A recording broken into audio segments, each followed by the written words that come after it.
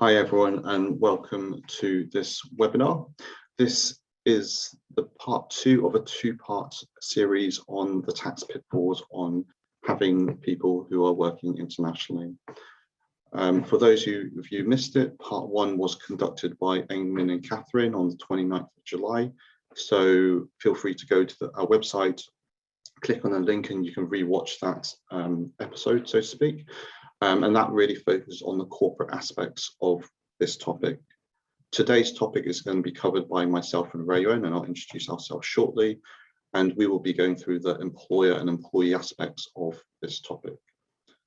I guess the takeaway from this is hopefully that you will appreciate the questions and the thought process that you need to go through to deal with remote workers and those working internationally.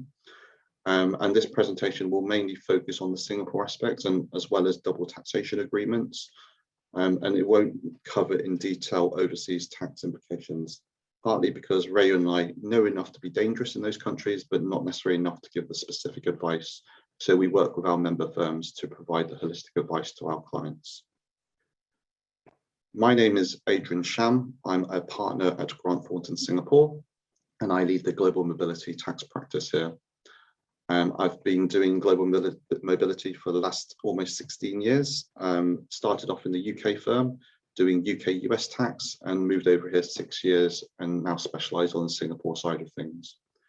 Ray Yuen is a senior manager in my team. He has over 13 years experience, all in Singapore, but he has gone through the big 4. He's actually worked in-house at an investment bank before joining Grant Thornton's a few years ago.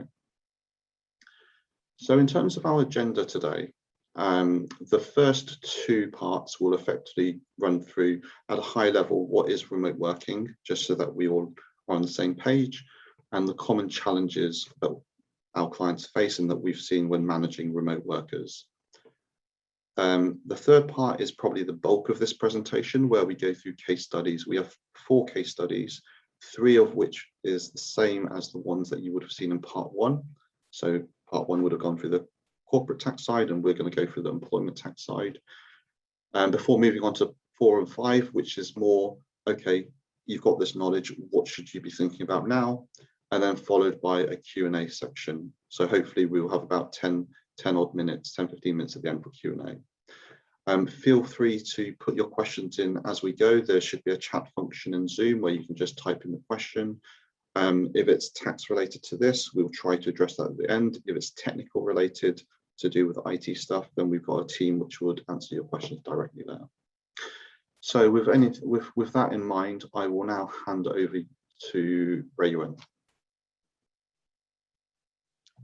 Thanks, Adrian. So hi, good morning, everyone. My name is Rian. So like Adrian mentioned, I'm a senior tax manager with Grant Thornton Singapore.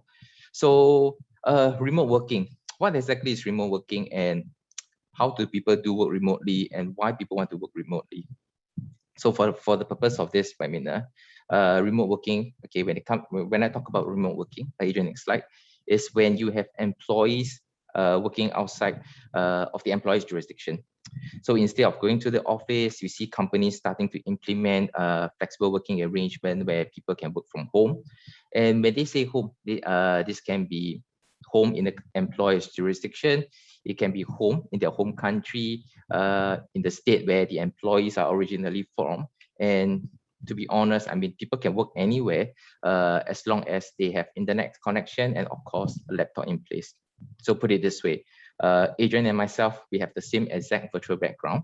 For all I know, he could be conducting this, okay, from the UK, and I could be doing this somewhere maybe in Taiwan during my vacation. Of course, these are pre-pandemic times. Okay, this would have happened. So remote working is actually not a new concept. Okay, Adrian and myself, we have been advising clients on such arrangement, but it is only with this pandemic that we see it becoming more mainstream, more popular, and a lot of people are starting to talk about it. So pre-pandemic, it's very common to see people requesting for approval to work from home for various reasons. Can be personal, can be work related. We see people going on business trips overseas, and they are always guilty of checking their emails, sending out work instructions to the team in Singapore, so on and so forth. And some of us are so glued to work that even on vacation, we can't resist checking our emails and just sending out work instructions to our teammates as well. So from a remote working perspective, this can be an ad hoc arrangement because family emergency. Okay, you need to fly back home. Okay, it can be planned. Okay, someone is needed in Malaysia, for example, to work on certain project. And remote working can be either a long-term arrangement or a short-term arrangement. And the truth is, remote working is actually more common than you think. So what are some of the common challenges when you have remote workers? Next slide is what we have seen with our clients is there's usually a lack of communication, okay, between business unit, business managers, and the HR teams. Sometimes it can be just a simple case of, well, a senior employee is just being very special, okay, and businesses starts to give into the demands of senior employees. Then basically everybody just keep quiet until things happen. Then next slide. So when people keep quiet and things happen, what are some of the implications or what are some of the complications that will happen? So this slide basically shows you some of the common issues that our client raised, okay, when Adrian or myself are being put into discussion with them. So you probably notice that it's more than just, okay, permanent establishment that's covered in part 1 of the session, okay. There's also compliance that companies need to look out for from an immigration perspective, because you may run into a legal issue if you are not holding on to the proper right to work in a foreign jurisdiction. Okay, there could be labor law implication as well. But of course, for the purpose of this webinar, Adrian and myself, we will focus on mainly the tax issues from the employer-employee perspective, covering things like tax residence, social security, double taxation implications, and of course, employers' reporting obligation.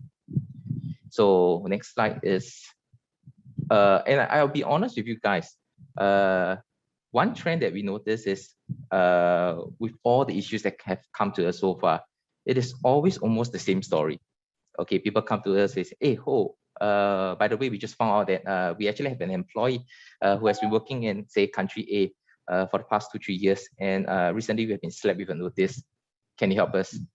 So this seems like quite a simple request, but they don't know how much work it goes into understanding what has really happened.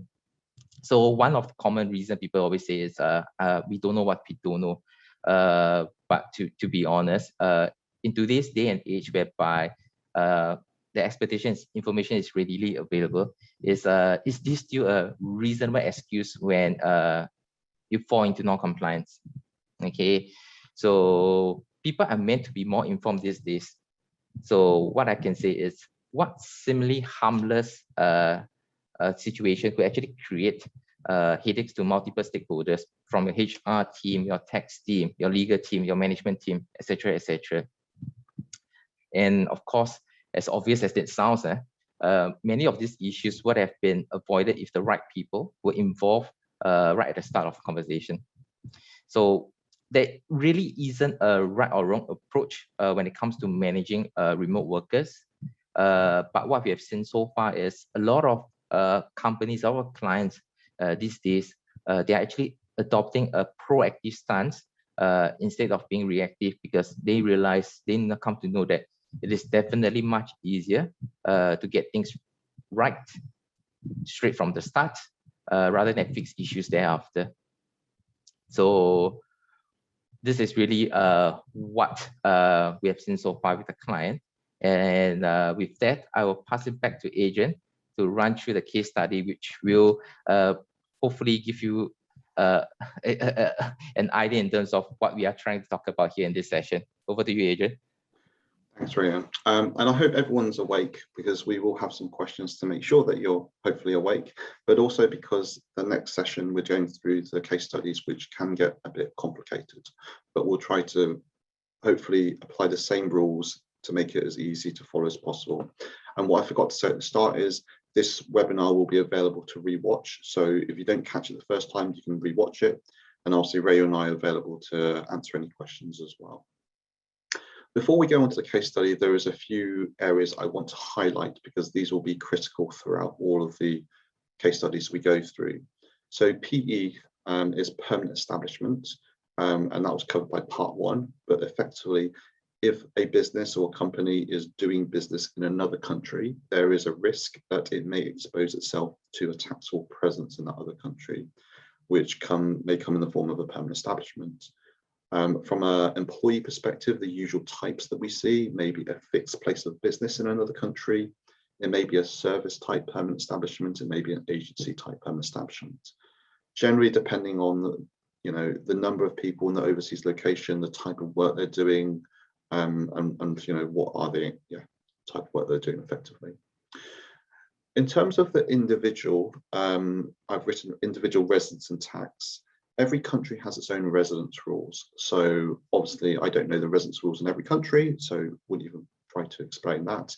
But the reason why I raised that is the residence will dictate in some cases how much is taxed in that country and whether employment tax is subject to tax.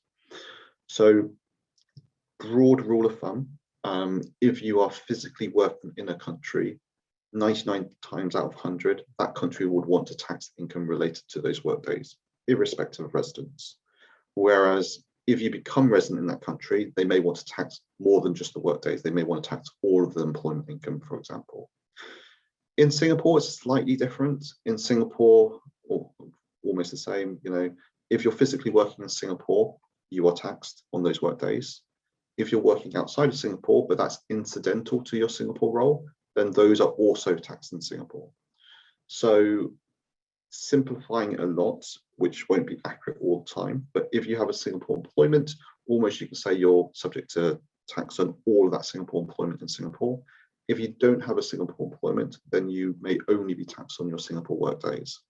As I said, very just high level, and will get you there most of the time, but not all the time. Social security, again, in every country, there are different social security rules. In Singapore, CPF is the equivalent social security and only really applies to permanent residents and citizens.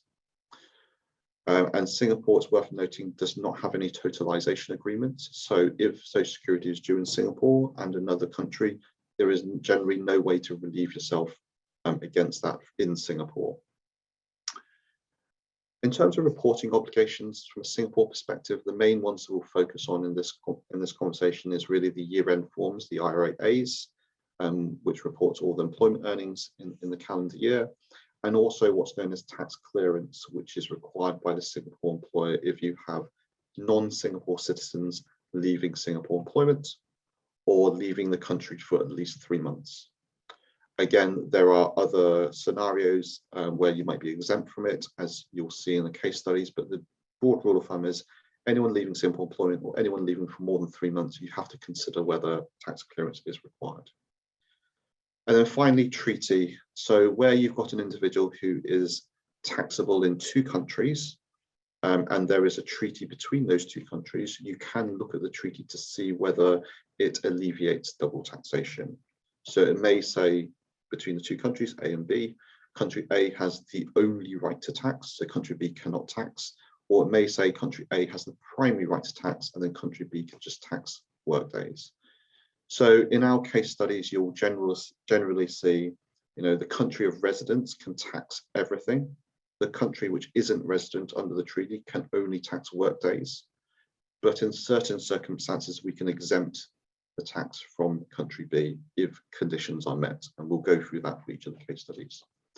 So as I said, we've got 4 case studies. Case study 1 is someone employed by a Singapore entity working overseas and effectively for a short period of time. Case study 2 is working overseas for a slightly longer period of time. Case study 3 is working overseas permanently, and then case study 4 is almost the flip, where you've got someone employed by an overseas entity working in Singapore. So case study 1, and you may recognize this if you attended part 1. We have Mrs. A, or Miss A, sorry, who is part of the executive management team of the Singapore company. She is a permanent resident. She's currently in Thailand, and she's intending to return to Singapore and be in Thailand for less than 6 months.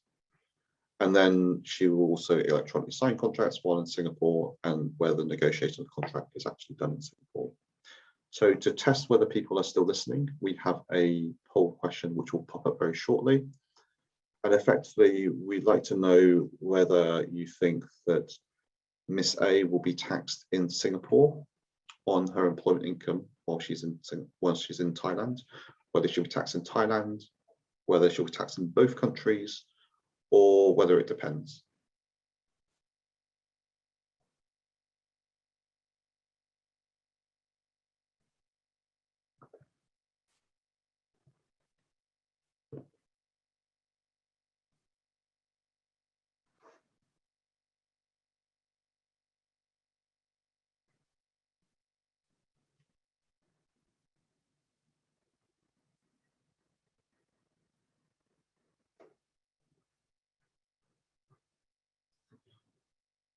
So we have a real mix of answers there.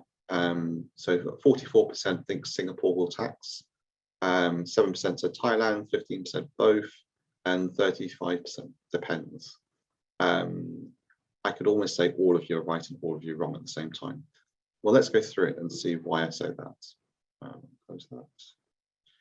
So we've got a similar format for all of the case studies. So you can see our thought process when we go through this. The first question I'm going to ask is tax clearance required? Well, she isn't a citizen, so we do need to consider tax clearance. She has left for more than 3 months, potentially, because we said less than 6 months. So there is a potential that we need to consider tax clearance there. There are some exemptions from tax clearance. One of them is if she's on an overseas posting. So she has to be an overseas posting. The period does not exceed 6 months, which is met here. The employee wouldn't continue to do the same role and return to Singapore to do the same job, which sounds like the case here as well. But it does say it has to have the same valid work pass with the same employer. She's not on an employment pass, she's actually a PR. So technically she doesn't meet it squarely, but it sounds like she generally meets the conditions. So you might just want to check with IRAS whether they're comfortable with that. And the Singapore employee continues to pay the remuneration, which is the case in this situation. So I suspect you'll be able to avoid tax clearance, but it's just worth making sure with IRAS that they agree with that analysis. The next question is, where is Miss A resident? In Singapore, there are 2 residence rules. One is the qualitative test, which basically says if she resides in Singapore, apart from temporary absences, then she will be resident in Singapore. And given that she's a PR here and she's only in Thailand for less than 6 months, it sounds like she'll be a Singapore resident under that rule. Whether Thailand will treat her as resident, I don't know, but we'll worry about that when we do the treaty analysis. So then what's her tax and social security position under domestic law? For CPF purposes, she's still a Singapore permanent resident. She's still exercising Singapore employment. Her overseas role is incidental to her Singapore role, so it's part and parcel of the same role, and so CPF continues, and it's mandatory still. If her overseas role was non-incidental, like she's gone on secondment or something like that, then potentially CPF is not mandatory and it's not due, but not the case here. From a tax perspective, again, her role is incidental to Singapore employment. So as I said at the start, because it's incidental, it's still deemed to be Singapore source and still taxed in Singapore under domestic law. Thailand would have to check whether she's taxed and subject to Thai social security, but let's assume that she's subject to tax in Thailand, and we'll work through how we determine the double taxation relief. The fourth point is there a permanent establishment in Thailand? See part 1 of our webinar. It does depend, and you may be able to manage the position to avoid permanent establishment in Thailand. But let's go through the treaty and see how the PE actually impacts the treaty analysis.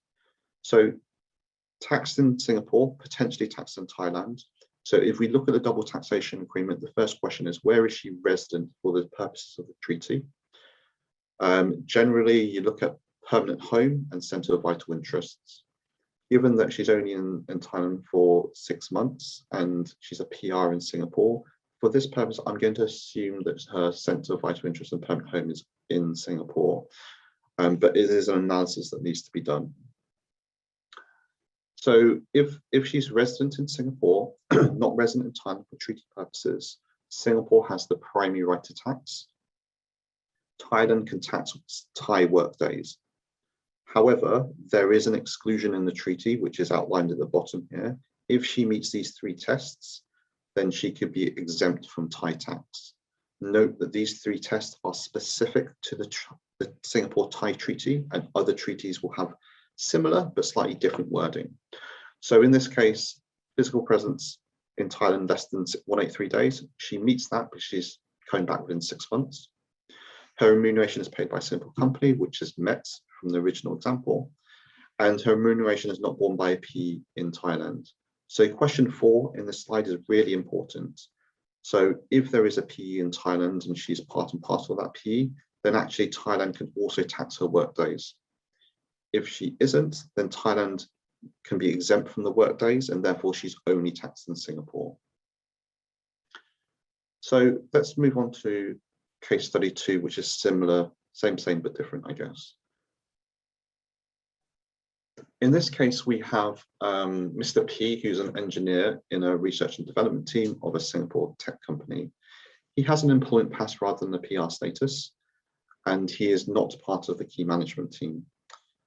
He's currently in the United Kingdom and has been unable to obtain a permit from the Ministry of Manpower to return to Singapore.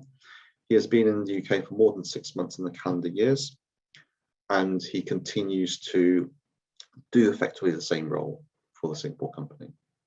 So we have another poll question here to ask you whether the individual is taxed in Singapore, whether you think they're taxed in the UK, whether it's both countries, or whether it depends.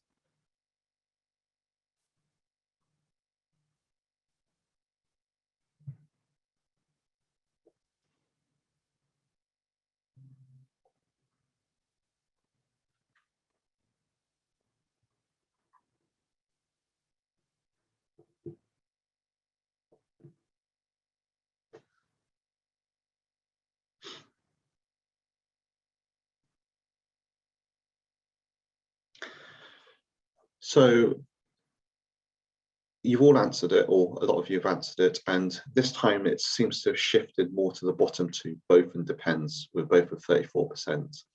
And you're probably pretty much there with that one. You're all becoming tax advisors, but you all think it depends on the facts and circumstances, which is good. So if we look at the analysis, you'll see similar format, same questions. Is the tax clearance required? First question. Well, in this case, we have an employment pass holder, so we do need to consider tax clearance. They have been out of the country for more than 3 months, so you do need to consider tax clearance. The exemption that I considered in the first example, talking about people less than 6 months, does not apply because this individual has been over for more than 6 months. So on the face of it, tax clearance is required. However, IRAS do recognise, especially as a result of COVID, then there's individuals who have been abroad not through their own choice because of travel restrictions. So, and this is not documented anywhere officially, so you'd have to approach IRAS. But on a case-by-case basis, we've agreed with IRAS in some of our cases that because there's been no significant change, so they're still paid by the Singapore entity, they're still doing Singapore work. The only reason that they're outside is because they're stuck outside and they cannot physically come back to Singapore.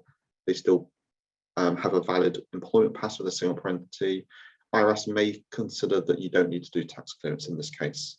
But as I said, because there's nothing written anywhere to state this, it's worth getting this agreement upfront with IRAS.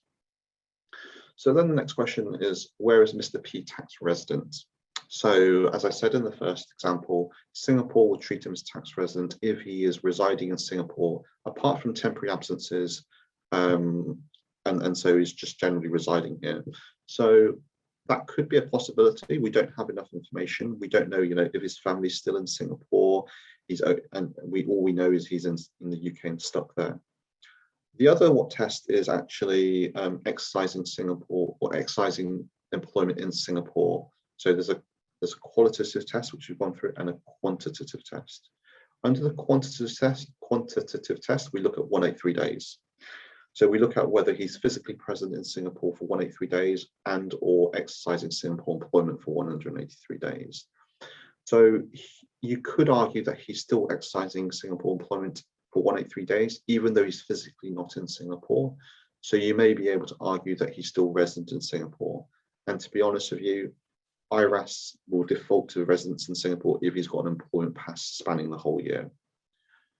Whether he's tax resident in the UK or not, I know UK has got COVID rules as well, so you just need to take that advice from the UK side of things.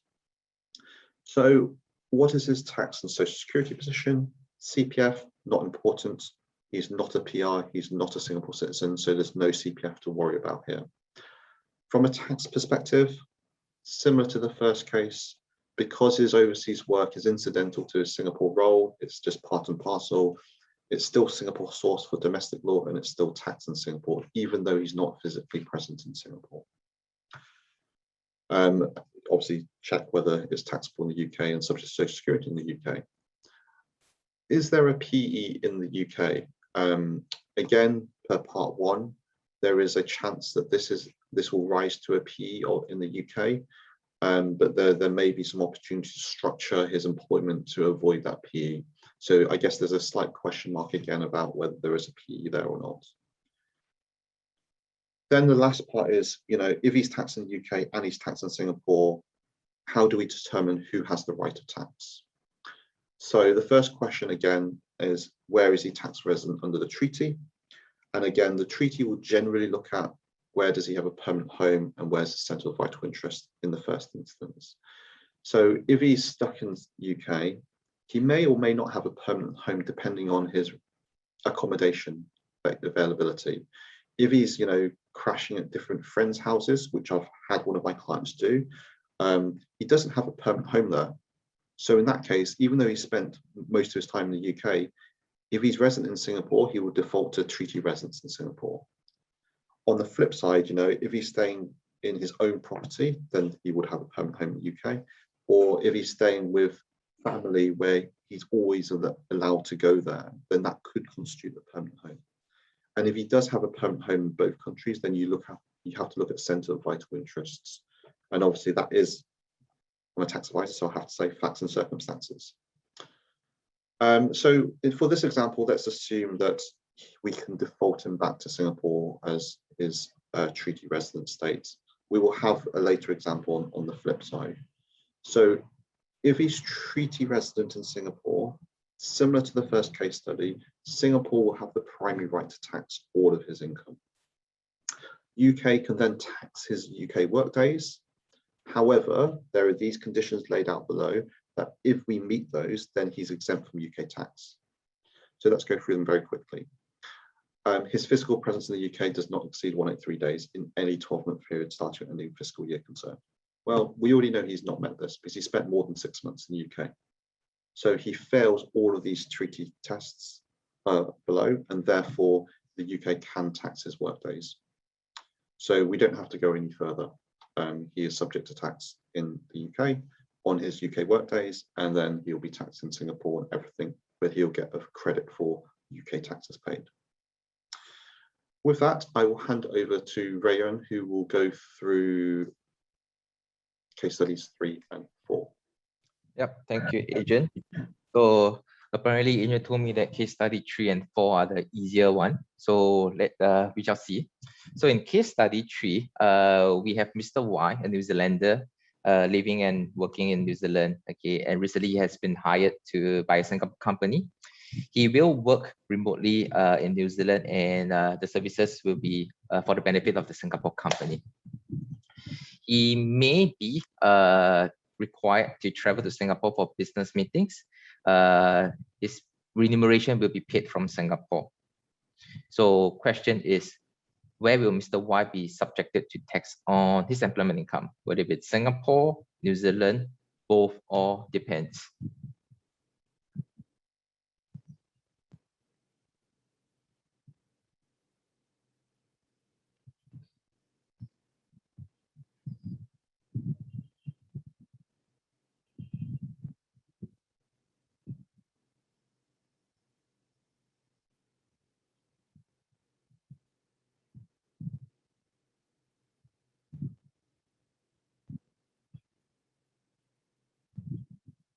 Wow.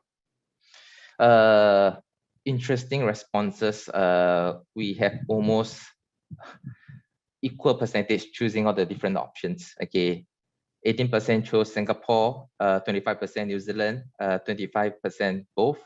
And the safest answer, it depends. We have about 31% of the audience selecting the option. So let's take a look at what we should look at when it comes to a situation like this. So from case study 1 and 2, okay, one of the first question that we need to ask, okay, need to check is, of course, where is Mr. Y tax resident? Well, he's living and working in New Zealand, so presumably he is a tax resident of New Zealand. Then what about then what does it mean to Mr. Y in terms of his tax and social security position from the Singapore perspective?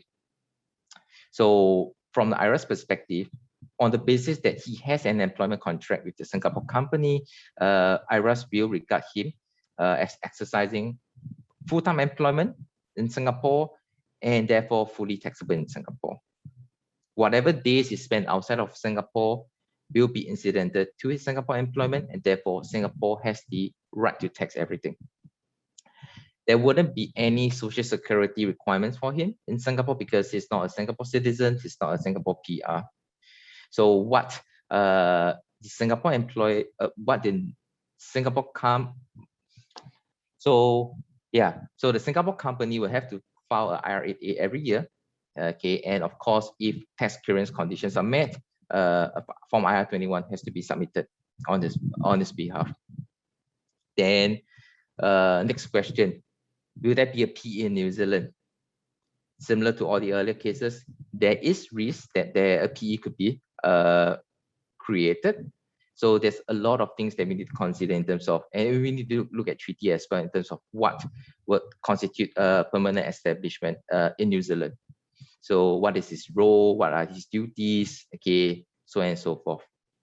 So in any case, even whether or not there's a PE exposure in New Zealand doesn't really affect the employer-employee obligations in Singapore. So, like I've said, well, he still needs to, the company will need to file R8A.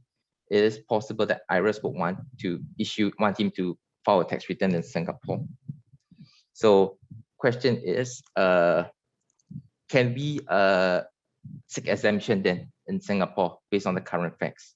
That's when we need to look into the treaty. So same thing. Okay. First initial question: where is he treaty resident? On the basis that he's living and working permanently in New Zealand, okay, we're gonna assume that he has a home in New Zealand. His vital interests are all in New Zealand, and therefore he will be treaty resident to New Zealand. Then will the other conditions be met? Okay, his presence in Singapore, it will be less than 183 days. He will make business trips to Singapore, but we're going to assume that it's not going to exceed anything over 183 days.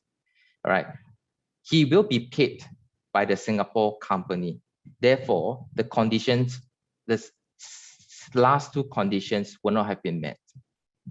So what this simply means is he will be taxable in both Singapore and in New Zealand.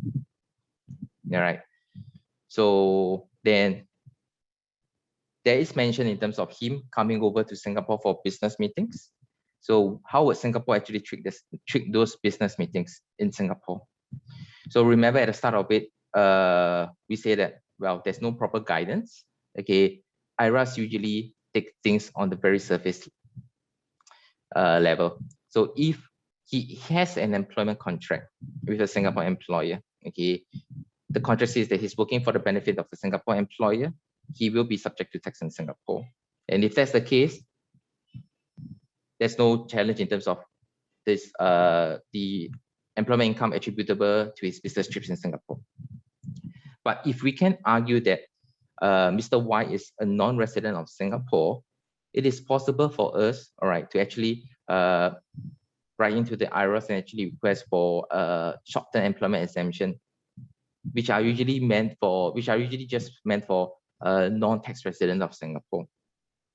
So we have seen IRAs agreeing and also not agreeing to this kind of arrangement.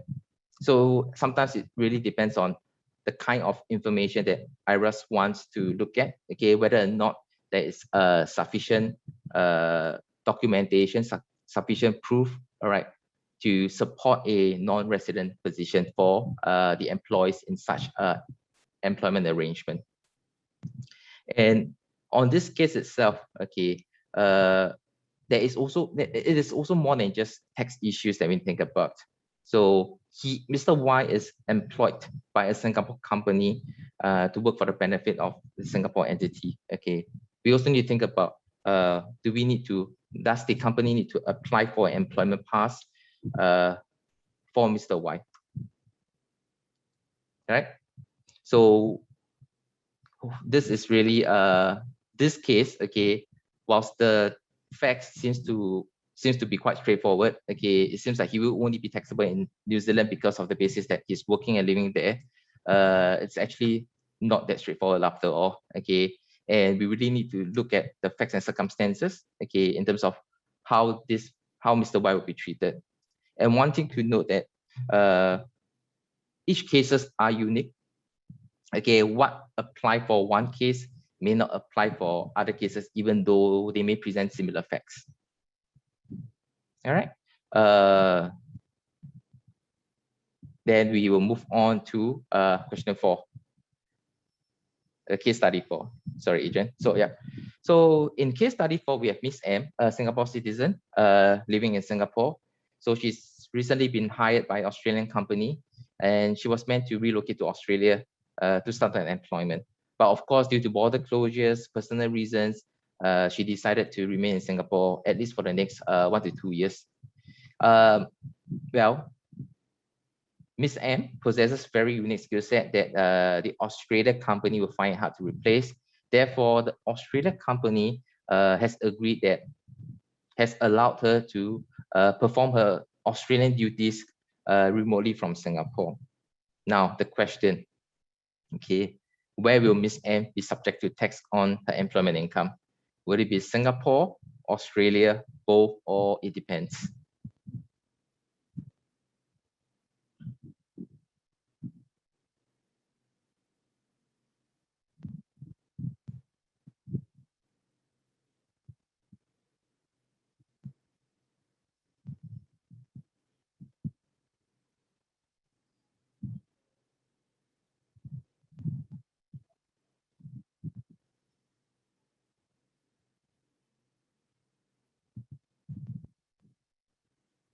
All right, here's the results. 17% Singapore, 26% Australia, 29% both, and 28% it depends. Well, we can see an increase now in people knowing that, okay, in situation like this, it is always very often that people get subject to double taxation, which is one of the implications that Adrian pointed out at the start of the webinar. Okay, double taxation is something that is actually very common, and it can be resolved, okay, if things are really worked out, okay, a proper analysis has been done right at the start. So for case study 4, let's take a look. So where is Miss M tax resident? Well, she's a Singapore citizen. She's living in Singapore, so definitely a tax resident in Singapore. And what about her tax and social security position in Singapore? So she will be working in Singapore. She will be deemed to be exercising employment in Singapore, and therefore, any income that she gets paid by the Australian company will be reportable for tax in Singapore. Then, from the employer perspective, the Australian company will actually have to prepare a Form IR8A and send it to her every year so that she can file a tax return, okay, on time. So from the social security perspective on CPF, okay, that can be a bit tricky. Some may say yes, because she's working in Singapore, she's a Singapore citizen, so you expect CPF to be contributed. Well, some may say no, because we may argue that, well, her wages are actually in respect of a foreign employment, okay? And the reason why she's working in Singapore is because, well, borders are closed, she can't travel out. So the thing is, what can we show to CPF, all right, to argue the position that we want, all right, whether is it to contribute to CPF or not to contribute to CPF. Then we need to look at, will there be a PE? Okay, given that Miss M is working for the benefits of an Australian entity in Singapore, there's definitely going to be risk, all right? We need to look at the treaty again. We need to understand what is actually Miss M performing in Singapore, okay? What position is she holding on to, so on and so forth. Then, but like similar to case study 3, I guess from the employment individual income tax perspective, whether or not PE exists, it's not really relevant because the employer obligations, the individual tax obligations are still the same. Okay, employer, even though you're a foreign employer, you still have an obligation to issue a year-end form. And for Miss M, she has to file a tax return, okay, because she's a tax resident of Singapore. Then now, given that she will be taxed in Singapore, she has an employment income in Australia, then will Australia look to tax her, okay, in respect of employment income that she earns, even though she has never stepped foot in Australia? That's when we need to take a look at the treaty again. Then what are the key points we need to consider? Where is she treaty resident? All right, she's treaty resident in Singapore. Singapore has the primary right to tax her. Then what about the other conditions in the treaty? Is a presence in Australia less than 183 days? Well, yes, she can't travel to Australia at all. What about conditions 3 and conditions 4? Okay, are her services performed on behalf of a Singapore company? Okay, no. The service, she's actually performing services on behalf of an Australian company, and she's being paid by the Australian company. Therefore, on the basis that conditions 3 and 4 are not met, okay, Australia can tax the work days, okay, the income in relation to the work days that she spent in Australia. Then of course, we are not going to advise on the Australia side of the house, So what we usually recommend is when we come to a situation like this, like Agent said, we know enough to be dangerous, but we don't go into the details when it's not what we practice here. So we will always highlight to most of the companies that come to us, when they are slapped with issues in the jurisdiction that they have issue, all right, sometimes they just focus on that particular jurisdiction and they actually neglect that, oh, there's actually another country that I need to think about. All right. And of course, depending on the country combination, things can be complicated, things can be simple. It really all boils down to facts and circumstances, like we keep saying. Okay, so these are the 4 case studies that we have prepared. Then now I pass it back to Adrian for the rest of the session. Thanks, Ray. And so I'll probably run through the rest of it pretty quickly so we can have some Q&A. But just in summary over the 4 case studies, you've probably realized the answer isn't just 183 days, which is a common question to us. Oh, they spent less than 183 days, therefore not taxed. As you can see, there are other conditions to consider. And as you can see, they're actually very complicated. Even when we were doing the case studies, we had to check and double check to make sure we were getting it the right way around. So unfortunately, it's not something that we can generally just advise off the cuff. We do need to go away and just make sure we've got the right combinations and we have the right fact pattern. Because as you saw, even something as innocuous as, are they staying on their own property or are they staying with family and friends, or how is their accommodation being structured, or it turns out will affect the ultimate tax position.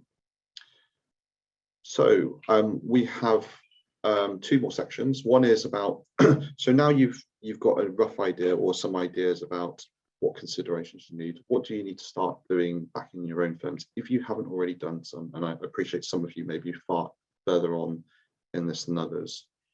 The first one is probably just to understand what your current status is. So identify who your employees are who are not in the current country. You know, what are their nationalities, their roles and duties? What country combinations do you have available? Not every country combination has a treaty. So for instance, Singapore does not have a treaty with the US, nor do we have a treaty with Hong Kong. So if you've got those country combinations, then you cannot rely on the the 183-day, the PE risk, etc., etc. You have to look at domestic law, which may mean tax from day one. You also need to consider all of these other aspects in terms of the risks. We've mentioned PE risks, immigration, local regulations, double taxation. And then with this group of people, then decide what you actually want to do with them.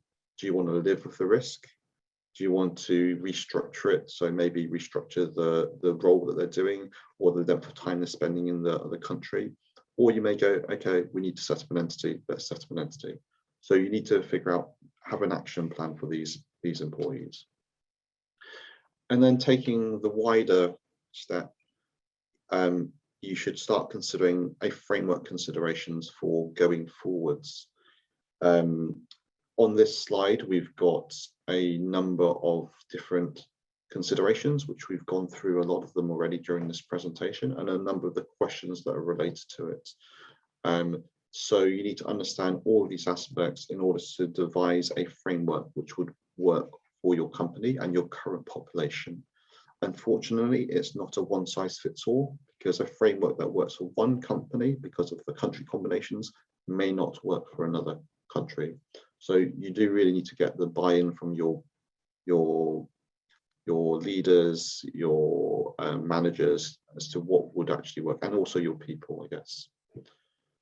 Some of the ideas that we have seen to solve specific challenges that our clients have seen, so this may form part of the framework, is, you know, if you've got someone stuck overseas or wanting to work overseas, you may be able to restructure their role in terms of the length of time spent overseas, or even the type of duties they do overseas, to avoid or minimize the permanent establishment risk, or even fall within the treaty conditions. Another option is, you know, if you've got an entity in that overseas location, you could just second them to that entity. And as long as you've got the right transfer pricing agreements in place, you may be able to de-risk it from that perspective. A popular option that we have seen people ask us about is professional employment organizations, where you don't employ the employee in the country B, another company employs the individual and effectively seconds it to you or lets you use that employee. That will help generally from an employer-employee relationship in terms of the filing requirements. But as we saw in part one, it may not help from a PE risk perspective. So care still needs to be taken. And obviously there's a wider non-tax implications. They're not technically an employee of yours. How do you fit their culture in, and how do you fit them belonging to your organization if they're not technically employed by you? The last two are more complicated, I guess. We have seen some consultant-based arrangements, but just because you call them a consultant, they may not be a consultant for tax purposes. So I would certainly take advice in that regard. And you know, you may call them a consultant, but you may still have employer-employee withholding obligations. You may still have PE risk as a result of it. And one that we see from time to time is dual contracts. You may be able to set up dual contracts in order to manage the risks that we've seen in part one and part two of these presentations. The last slide before Q&A is a bit more crystal ball gazing. Rayu and I have actually attended and participated in panel sessions, and some of the questions we've seen revolve around, well, you know, everyone talks about remote working. Surely the governments are going to say, we want remote working to happen, let's change the laws. I personally don't see any major changes globally to facilitate remote working. And even if we do see some changes, it will be very slow, in my opinion. The reasons why I say this is governments have spent heavily as part of, you know, propping up companies, countries in this pandemic. They need to raise tax revenues. We've seen from a corporate perspective, global minimum tax is talked about to raise the tax rates. So I can't see them pushing anything significant to reduce their tax take, which effectively that's how the tax laws had to evolve to reduce the PE risk or reduce the withholding obligations or the tax position for individuals. So I think when you're talking about your framework, you have to have in mind that tax laws, I suspect, won't change significantly. The odd country may change, but generally I can't see that happening. what are we starting to see? Clearly in the news, you'll see, everyone's talking about it. Some companies have gone full flexi, full remote working, wherever you want. I'd be just a little bit careful relying on news headlines. We all know news headlines are sometimes sensational and trying to sell papers. The devil is in the detail. I'm a tax advisor, I need to see the detail. With some of these companies, they say we work from anywhere, but actually what they mean is work from anywhere we have a company, so that they can protect themselves from the PE risk. And we've also seen recently over the weekend, I think Google has announced that, if you want to work remotely, you can, but your compensation may change as a result of that. So you can't just consider the tax aspects, you need to consider the wider HR aspect as a result of this remote working practice. In terms of recommendations, I'll just give 3 comments. One is education. You need to educate yourself what the risks are and what the options are, and educate your firm, both in terms of people wanting to remote work and also the decision makers. You need to have a policy framework, so you're not just starting from scratch each time. And then the final one is you need to have the technology and tools to track what decisions are being made, where employees are based. And we work with a number of technology tools which assist companies track their employees globally based on multiple data points. So it tries to automate the whole process for you. So there are options out there, and there are options for you to consider. So we have 5 minutes. So I will hand back to Raymond to run the Q&A. Yes, yeah. So 5 minutes. So we have actually, so if you have the questions, please feel free to type it in the Q&A. Adrian, there's a question from the audience, okay, regarding Singapore PR, okay, because of Malaysia border closure, Singapore PR working in Malaysia since March 2020. So question is, of course, would a PE be created in Malaysia?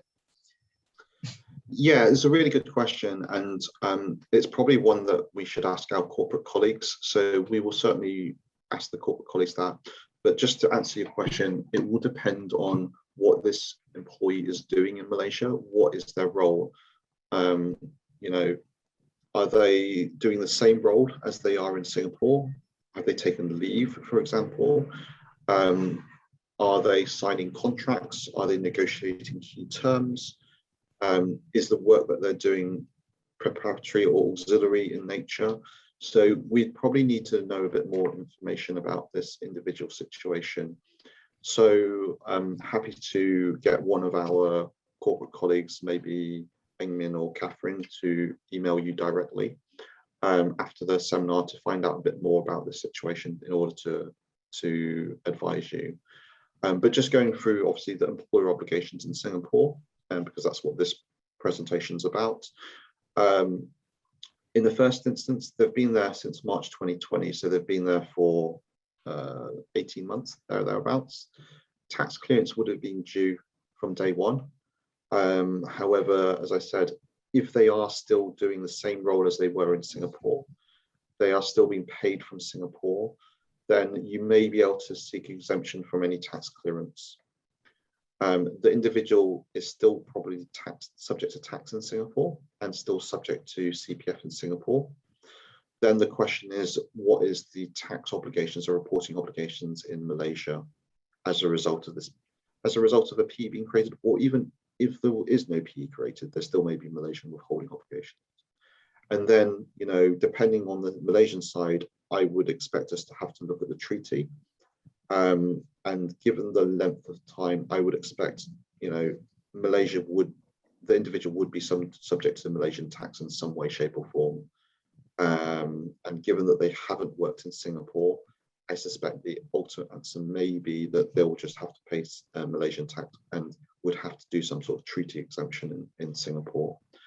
So certainly there's a lot to think about there. I know the question was specific about PE risk, which we can get someone to answer, but yeah, there is a lot of employer obligations both in Singapore and Malaysia to consider as well as a result of the situation. Yeah. And even if you do tax clearance, IRAA is still due every year. Yeah. So Adrian, maybe I'll just add on, of course, because of the pandemic, some countries have COVID exemptions. So, but given that COVID has hit us more than a year ago, a lot of the COVID exemption has actually lapsed. Yeah. So maybe worth looking into those as well in Malaysia. So, all right.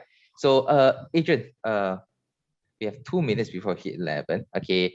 So there is 2 questions actually on dual employment. Okay. We talk about dual employment being popular, then how are they actually applied?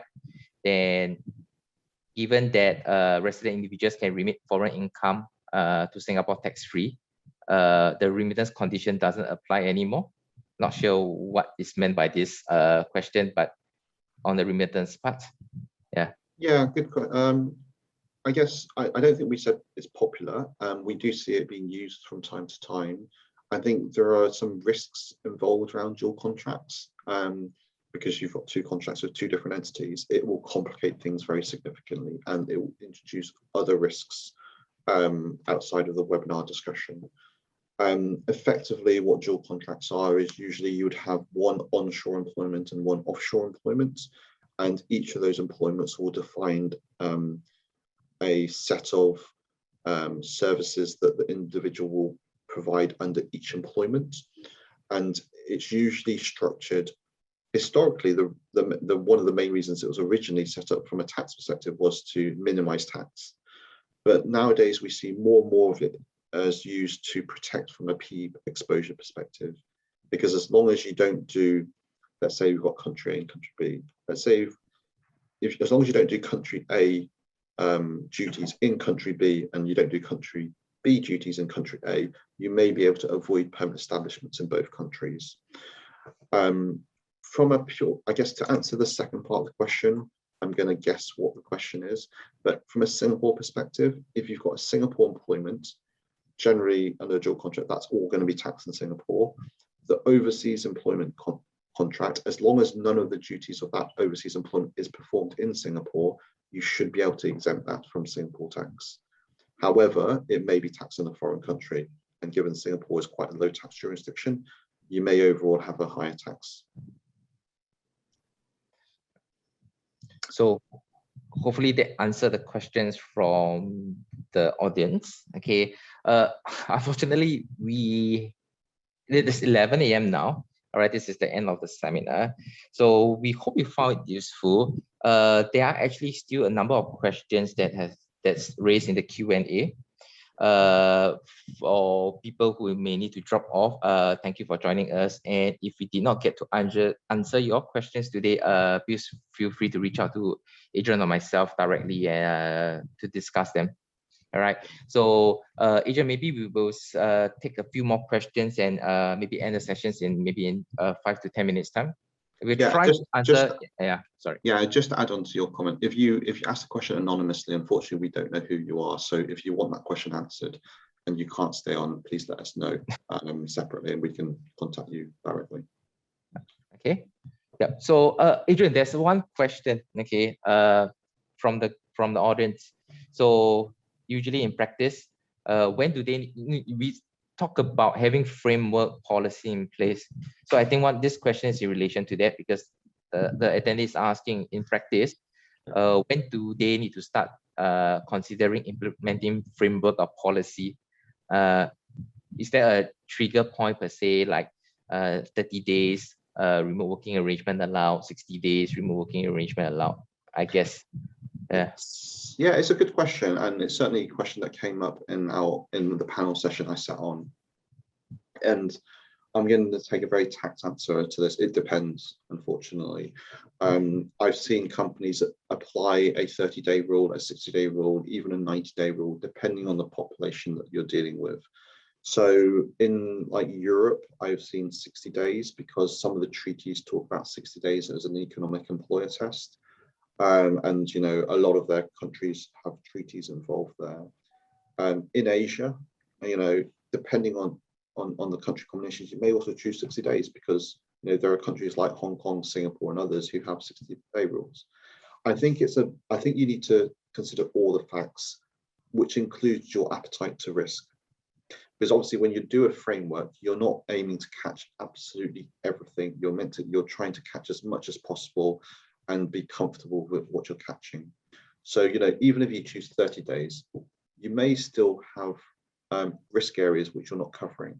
So I mentioned Singapore, US, for instance, there is no treaty there. Any one of us who works in the US from Singapore is taxable from day one under the domestic law. They do have some exemptions, I believe, from recollection, but it's very limited. So the broad brush is most people who travel there will be taxable from day one, and there's no treaty. So even if you had a framework which said 30 days, you wouldn't cover that. So I think it's, as I said, it's one of the earlier slides. It's understanding what's your risk appetite is, what your country combination is, and then deciding and agreeing on a framework or policy which you are comfortable with. And obviously, we've just talked about tax. You need to consider immigration and employment law as well. Okay. So thank you, Adrian. So we have a question which is quite specific to case study 4. The question is, okay, would COVID-19 exemption apply to case study 4? I guess the audience is asking whether or not the Miss M can be exempt from tax or from Singapore by taking advantage of the COVID exemption. So unfortunately, right, the COVID concessions that IRAS has announced back in 2020 actually expired recently on the 30th of June. So effective 1st July 2021, I think everything is back to normal. So if we have someone who is working based and working in Singapore, IRAS will require this person, okay, would treat this person as a regular, normal individual working in Singapore, be subject to Singapore tax implication or tax obligation like a regular individual. So there's no more exemption available. And just to build on that as well, this individual may not qualify for the exemption in the first place. So the exemption, if I remember correctly, was someone who, a citizen who was working overseas already, who came to Singapore and got stuck here, would then be effectively exempt for the period that they're stuck. In this case, it sounds like she was already in Singapore and she didn't come to Singapore, and therefore the exemption may not apply from the first instance. Yeah. So yeah, you're right in terms of that exemption actually expired, although you could probably ask, depending on facts and circumstances, to extend it on a case-by-case basis. But the first point is you need to check very specifically whether that COVID rule applies. Same with all countries and same with everything with tax. You have to dot the I's and cross the T's to make sure you fall squarely within the rules. Any little bit you don't fall squarely, it's worth just double checking because you may not be able to apply those exemptions. Yep. So thanks, Adrian. So let's see. Okay, there's another question on what do we mean by short stay exemption? So Adrian, I will take that. So we talk about different countries having different domestic law and things like this. So some countries, all right, they tax people right from day one, like Adrian pointed out. Anyone who goes into the US, taxable from day one. Even in Singapore, it's the same thing. People get taxed from day one, they enter Singapore and they work in Singapore. But of course, there are actually concessions available whereby until a certain number of days, IRAS may take a position and just not subject you to tax. So what's the short stay exemption rules in Singapore? Okay, it only applies to people who are non-tax resident. This person must not spend 60 days, more than 60 days in Singapore exercising employment in the calendar period. Then if you do meet that, then it is possible to seek a short stay exemption and not be subject to tax in Singapore for the individual. Okay, so hopefully that answered the question on short stay exemption. Yep. Now we have another, maybe we'll just take one more question, Adrian, before we end the session. Okay, so one of the attendees is asking, in case study 4, condition 3 and 4 were not met, then Australia can tax her income on the work days in Australia. So the question is it work days or is it physical presence? I think we get asked a lot of that question many times. Yeah. So strictly speaking, it's actually point 3 that's not met, because point 3 is performed on behalf of a Singapore company and she's performing on behalf of an Australian company.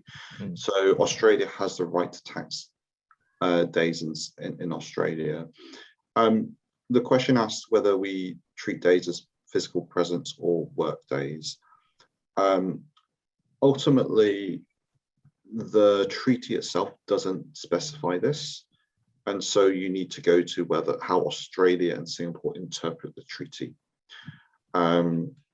Because, the treaty just says, I think it says something along the lines of Australia can tax any income related to work performed in Australia, or something along those lines. So then you look at the treaty and there is OECD guidance, which will give you some guidance. But it's worth noting that Singapore obviously is not a member of OECD, so it's not bound by that guidance. In most cases, if you took work days, which is a general principle that OECD uses and a lot of countries uses, you would generally be okay with that. But as I said, it really depends on how Australia will interpret it in the first instance. Because Australia would tax the income first, and then separately Singapore would provide a credit in Singapore. And we've certainly seen both work days and actual days being used in different scenarios. Thanks, Adrian. Do you want to take one more last question, or are you happy to take one more last question before we end the session? We can take one last question and then we'll log off. Okay, so one last question that just came in. I mean, just take one because, okay, so this came from the floor is, if a Singapore employment pass holder, a director, is unable to enter Singapore for the last 18 months, will he be subject to Singapore tax? And the answer is it depends. We need to know a bit more information. The reason why I say that is directors usually receive remuneration in 2 different ways. One is they may receive director fees, and then secondly, they may receive employment type income, so to speak. So when it comes to director fees, then those director fees would be taxed in Singapore in the first instance, because directors' fees are sourced to where effectively the company is tax resident. And I've assumed that it's tax resident in Singapore for this purpose. And so directors' fees would be taxed, and then maybe also withholding obligations for the company. In terms of if that individual also has employment obligations, then we need to understand what those employment obligations relate to. Is it for a Singapore-based role or an overseas-based role? Probably. Obviously, we need to look at more details. It would be taxed in Singapore, and we'd have to look at treaty to exempt it. But happy to find out a bit more and advise you in a bit more detail on that once we've got a bit more information. Yeah. So I guess for those of you who have stuck around, thank you very much for staying around. We hope you found part 1 and part 2 interesting. Clearly, there's a lot of things to consider when you have individuals traveling remotely. And unfortunately, I don't think this topic is going anywhere anytime soon. It's not going to go away. It's just going to get more and more complicated. So if you have any questions, whether it's Singapore, overseas, employer, corporate, feel free to contact Ray and myself, and we can liaise with our colleagues in Singapore and counterparties overseas to provide you with the necessary guidance. Thank you very much.